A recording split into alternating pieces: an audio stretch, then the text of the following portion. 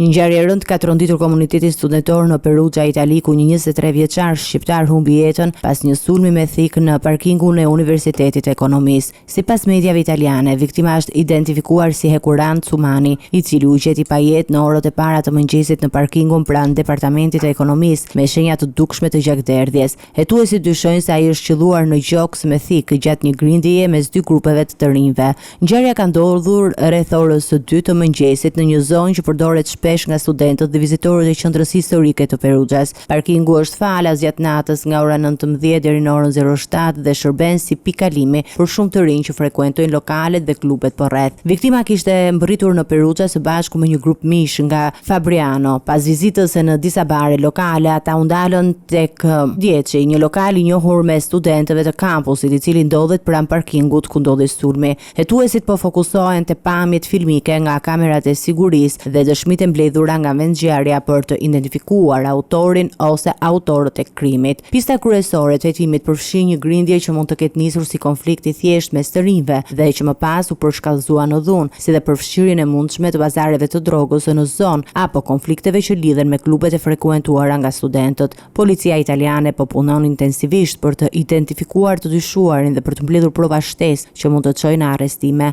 Autoritetet kanë bërë thirrje për çdo dëshmitar që të dalë dhe të japë informacion, ndërsa hetimet pritet të vazhdojnë edhe gjatë ditës në vijim. Ngjarja ka shkaktuar reagime të shumta në komunitetin lokal dhe ndër studentët e kampusit, duke rritur shqetësimin për sigurinë e zonës gjatë orëve të natës.